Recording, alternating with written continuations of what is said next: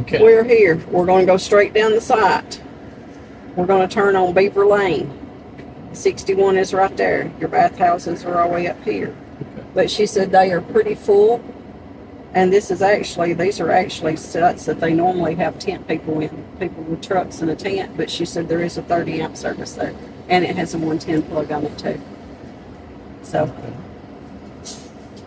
I was like, yeah, don't stop right up on the road. She said, do you have any dogs? I said, no. So just go straight.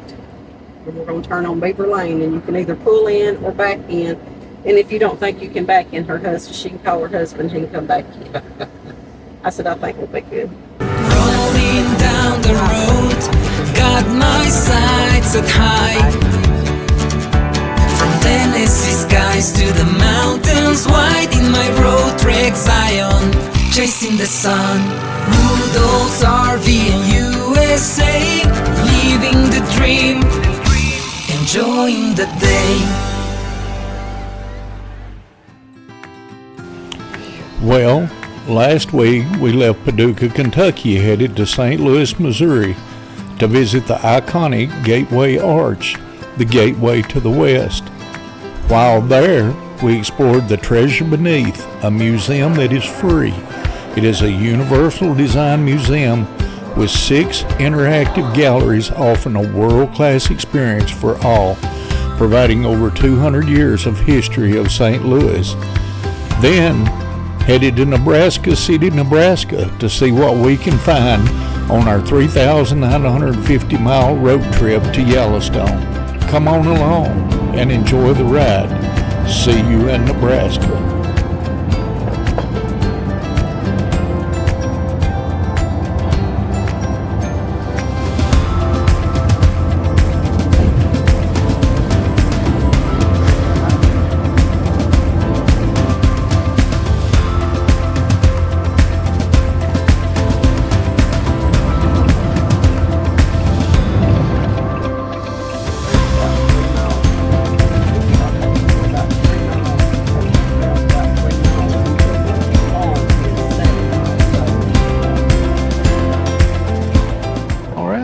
That's where we're at. We're in Nebraska City, Nebraska.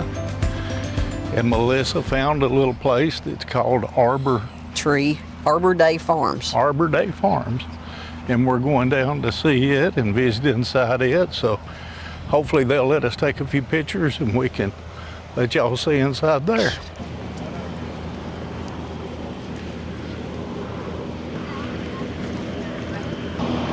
It's an Apple House Market, the Apple Log, the Apple Tree Adventure, Conservation Trail, but that's a family zone area. It's a little house. Oh, look at that mirror. Look at the little she shed.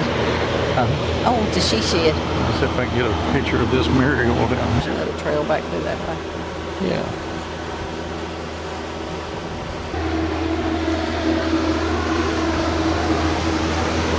Entrance this way.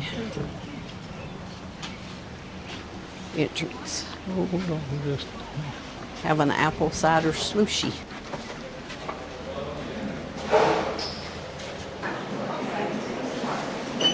this is like a little gift shop. Creamed honey chocolate. Yeah. That'd be pretty neat. Chocolate honey. It'd be different. Oh, that looks good right over there. I bet that's apple cider. Yeah. Arbor Day Farm apple cider. You can get it in the small things too. We might get us one or two of those when we leave. Cranberry apple pie, Oh, and I could eat peach on that. pie, I got nowhere to put that blueberry at, though. pie, I could- berry medley pie. I could take cherry an oven pie, out and bake it tonight. So blueberry free. syrup, There's a loco cheese dip, chipotle ranch dressing. avocado. What's your dill pickles?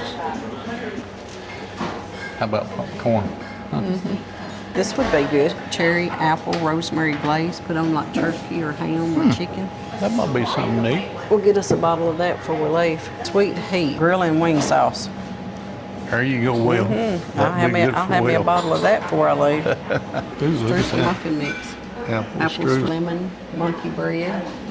Lemon Yeah, blueberry. monkey bread. I like the lemon You blueberry. fixed the monkey bread before. The white chocolate raspberry I'd do in the lemon blueberry. There's a bread mix And then this to make bread. This is dip mix. This is Dip. cheesecake mix. Make lemon cheesecake. Strawberry shortcake mix. And this is the Arbor Day Farm tree adventure we're fixing to be going up to. This is more or less sort of similar to a little park. Yeah. I think they got zip lines if you want a zip line, or you probably stuff for the kids to do with all the little climbing bridges and stuff on it. They have a discovery ride, whatever that is. So you can go. Tells you about the events they're having. So they have events and stuff too. It's a little tree. Tree of Life. That's everybody, I guess, that donates money. It's a good day to plant a tree. That's a cute little shirt. Look at the little It's a otter. little gift shop. Look at the little otter, ain't it cute? Now, you was wanting to put something in the van to ride. There's a kitty. There's a little kitty. What is this? That's a squirrel. You could have a pet squirrel to ride in the van. His name be Precious. Everywhere we go, the pet squirrel goes. The pet squirrel's cute, but look at the little otter, ain't he precious? I used to have a little coon called Tickle Britches. We can have Tickle Britches ride with us. Do you like a little coon named Tickle Britches? That used to be my coon's name, was Tickle Britches. Little foxes on the bottom. Yeah. It's cute.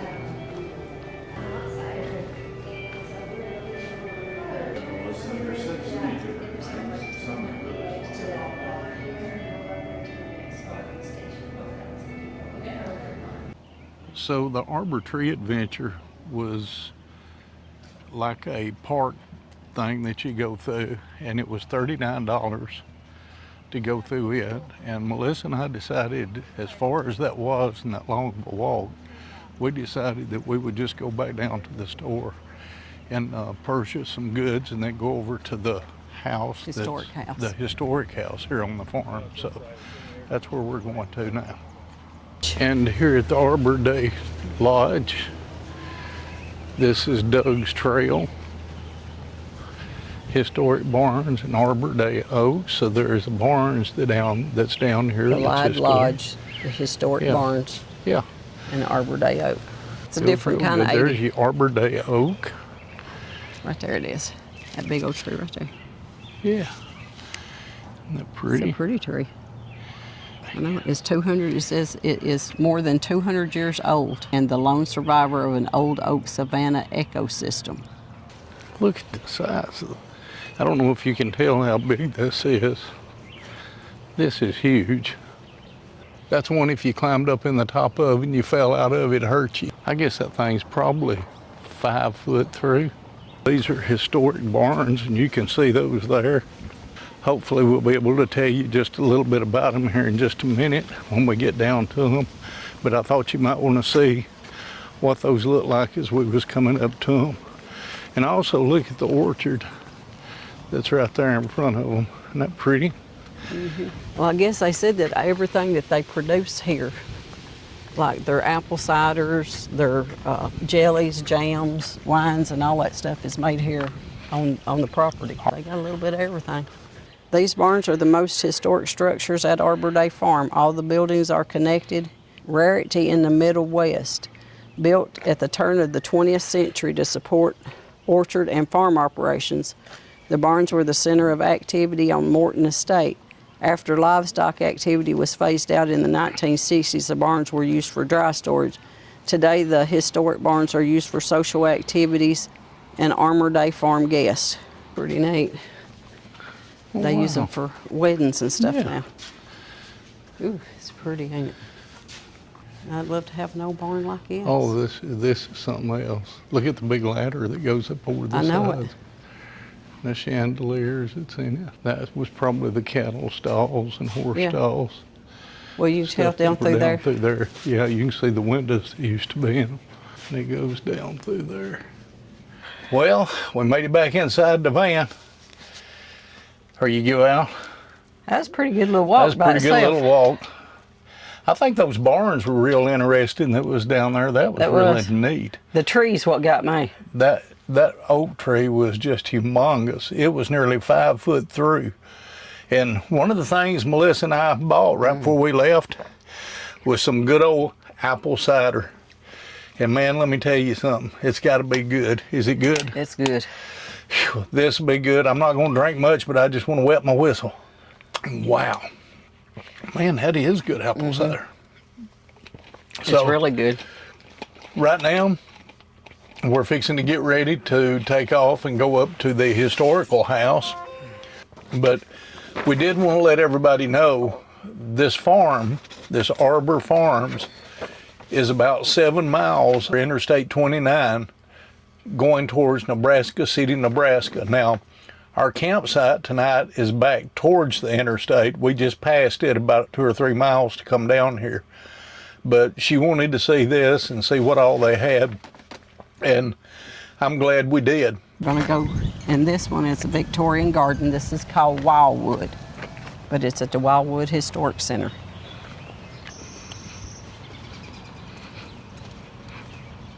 So welcome to Wildwood. This house was built in the early 1850s by a man who went bankrupt shortly thereafter. It was built in the typical style of a farmhouse in the Victorian era. So what we think of today as a really big house, at the time that it was built, it was similar to what is today just your typical suburban home. So not super wealthy, but basically upper class as the type of family that would live here. So the man who built it sold it to Jasper Ware, and he and his family moved here in the 1870s. And so when they bought the house, Jasper bought it without showing it to his wife first. And so this area, if you look back there, there are a lot of trees, but it was a lot more densely wooded at the time. And so they came up through all those trees, they see the house, and Jasper tells Ellen, "Look, honey, this is where we're going to live." And she says, "Oh, you expect me to live in this wild wood?" And that's where we get the name Wildwood. But she did grow to love it very, very much. She raised all of the kids here, and she and Jasper actually ended up dying in the home.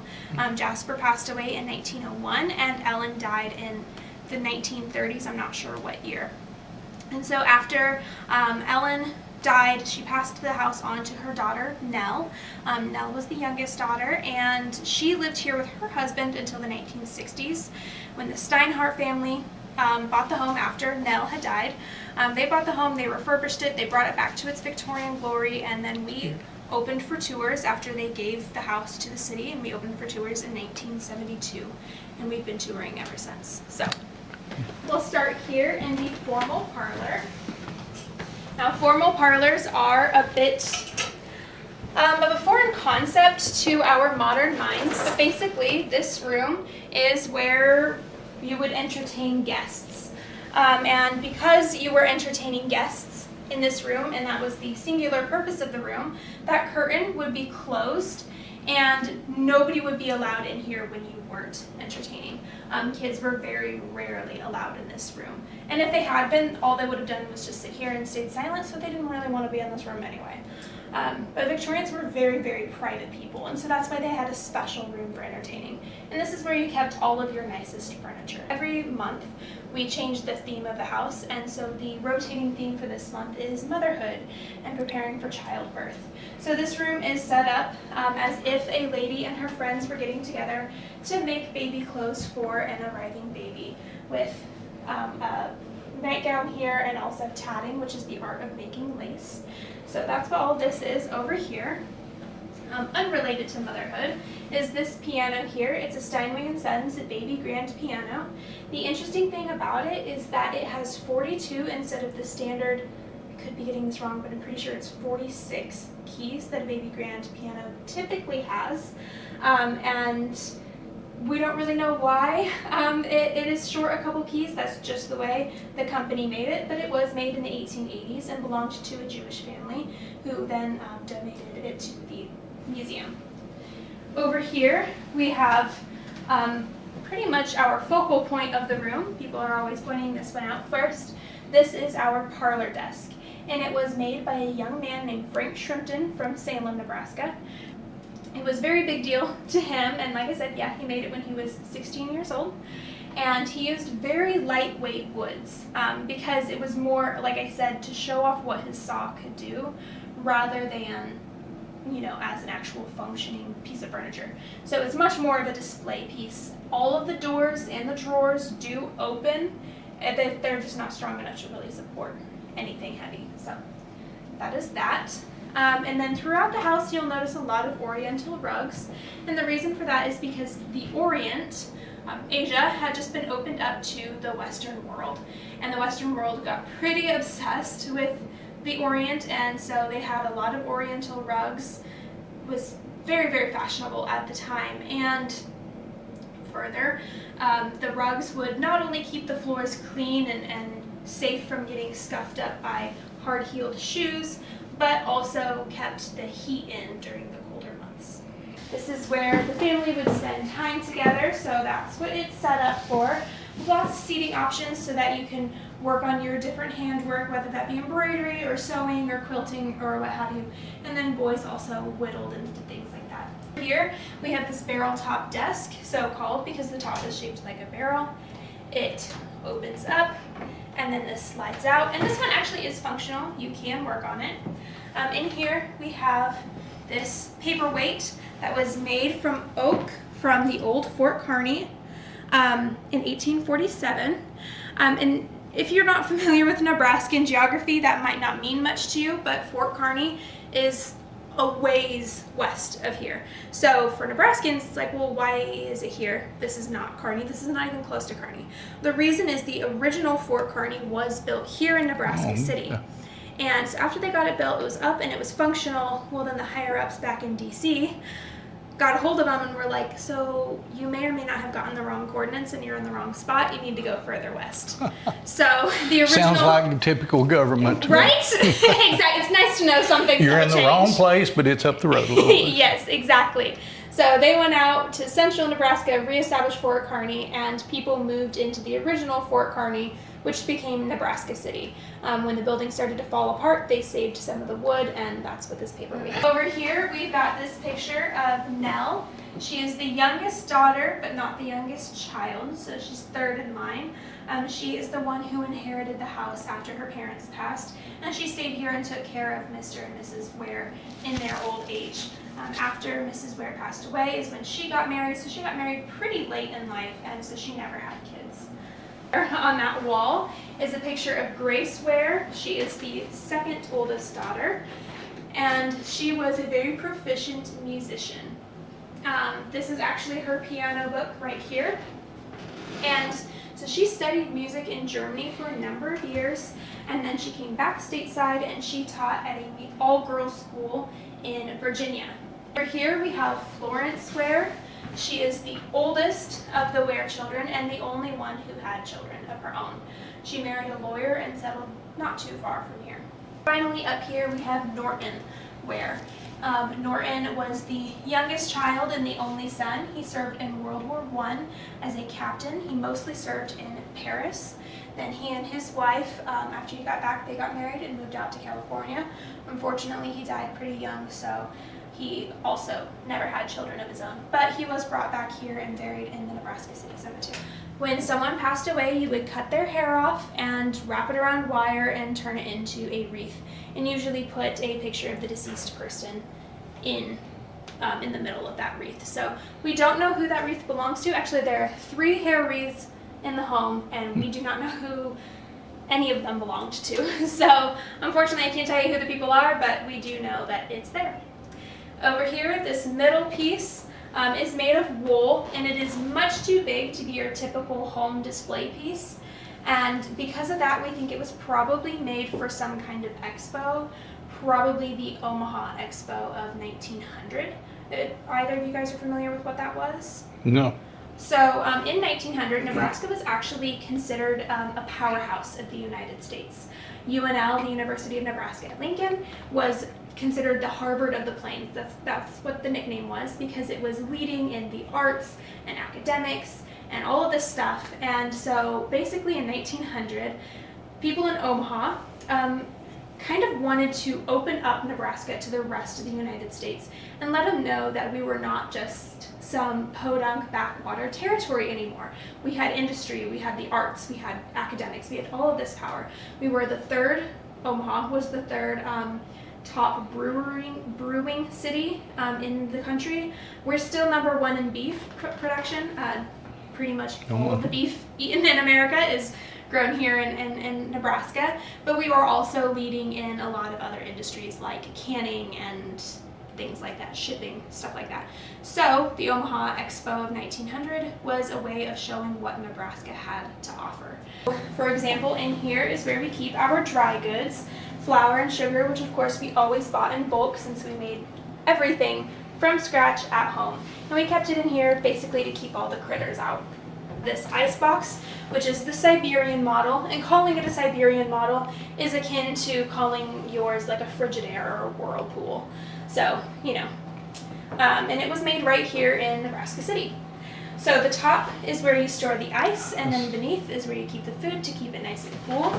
When you needed more ice, you would put this sign from the Nebraska City Ice Company in your window to let them know that you needed more ice.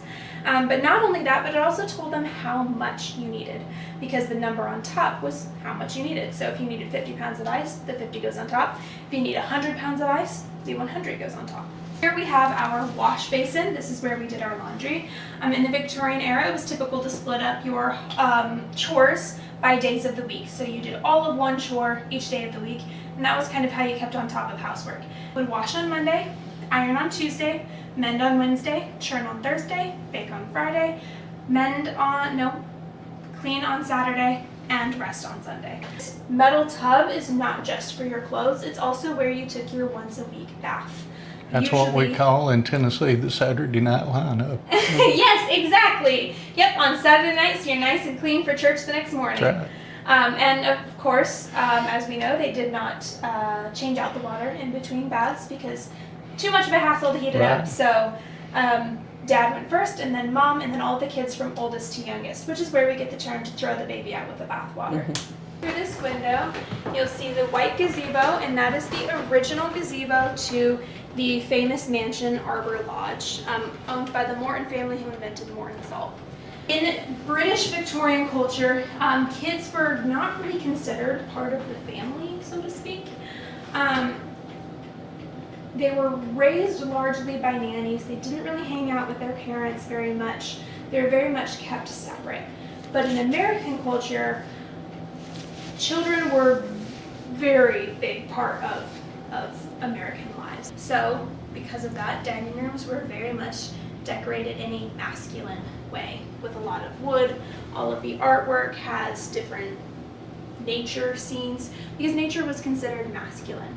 And even the wallpaper was considered masculine, even though it's floral. Today we think of flowers for girls, but in the Victorian era, flowers were for both men and women because flowers were a part of nature, and again, nature is masculine. Over here we have a pass-through. So if you were having some kind of dinner party, the kitchen door would be closed to keep all of the heat and the noise from the kitchen in the kitchen, and it wouldn't interrupt your dinner, whether it was just with your family or if it was a party. So when it came time for the next course to be served, it would kind of defeat the purpose of having the kitchen door closed if the maid just walked in and out. So instead, the maid would step into that, did you see that little closet door in the kitchen? She would step in there, and it gives you access to a very tiny room, which gives you access to the pass-through.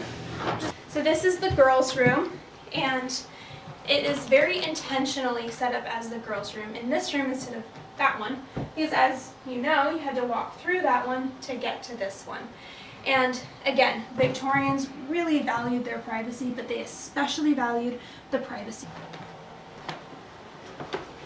This is Norton's room. He was very fortunate in the fact that he was the only boy, so he was the only family member who got his own room. So we have it set up that way in here. On the bed, you'll see more nightgowns, and the reason for that is because in the Victorian era, up until the age of 5, boys wore dresses as well. The bed here, we have it set up as if a woman were about to give birth. So of course we've got newspapers lining the mattress to protect it from the things that happen when you give birth. And then 2 sheets and also the blankets all pulled back and ready to go for the mother. The pillow shams have been removed so that she can give birth, and then of course our basin of water here and towels, as well as a christening gown over here. So that was the ladies' fashion. And that concludes our tour. Do we have any questions? Yes, and what did you say your name was? Reagan, like Reagan.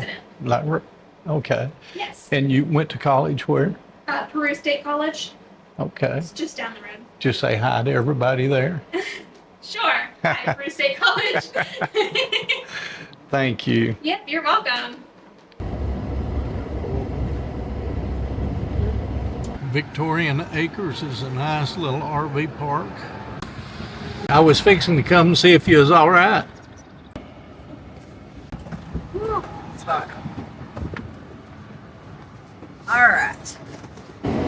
Okay. We're here. We're going to go straight down the site. We're going to turn on Beaver Lane. 61 is right there. Your bathhouses are all the way up here. I said, we can pull in or back in either one. She said, now the water thing, she said it does have water. She said there's no sewer. She said it does have a water hookup. That's laundry, restroom, and showers. Well, at least we know the showers is down here.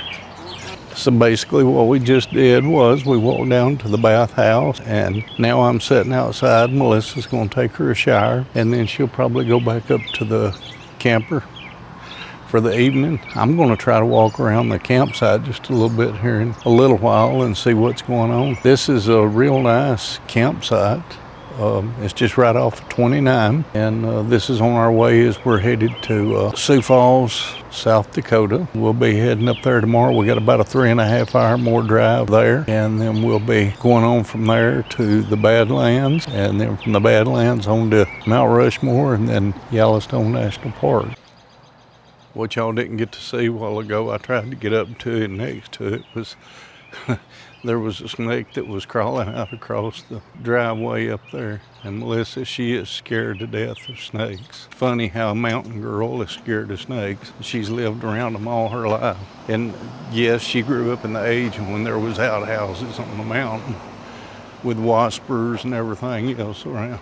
And as you can see, as we're coming to the end of the road, it says exit. And then it just makes a loop. One way goes out. This is a one-way in, one-way out. But for me, I'm getting out and getting my walk in. And they have these little small places right here that you can have pull-throughs. Just so happens we sort of come in, and she had set us up for a tent parking spot. She didn't realize we was in a B van, but it was fine for us. We told her that was fine, and that we would just take and keep it. We're lucky because we're in the Zion, and we didn't have to hook up to any water. We've got about 30-something gallons of water on, so we don't drink that water. We use it to take showers, use the bathrooms, so that was good. And you know, these campsites are getting filled up pretty quick, and this being close to the interstate, people are probably going to be coming in. This is a new channel, and this is the only way that we can keep our channel going and do what we like to do, is being able to have y'all subscribe to us. And we just enjoy getting to know people. And if you would leave us some comments, you can talk to us on our Facebook page, and we'll be glad to get a hold of you through there. And we're getting ready to head off to Sioux Falls, South Dakota.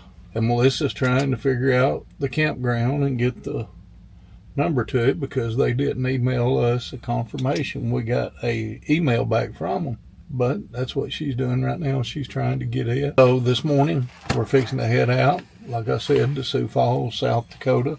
We're going to stop there and visit for a little while before we go on up to White Lake Lodge and RV Park.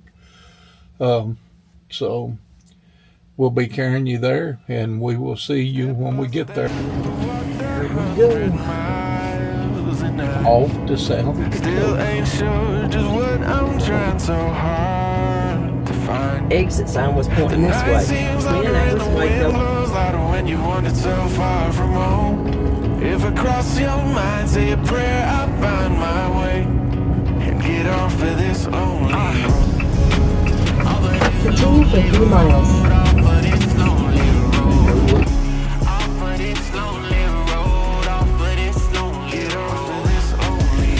please subscribe and hit that bell. We'll see y'all next week.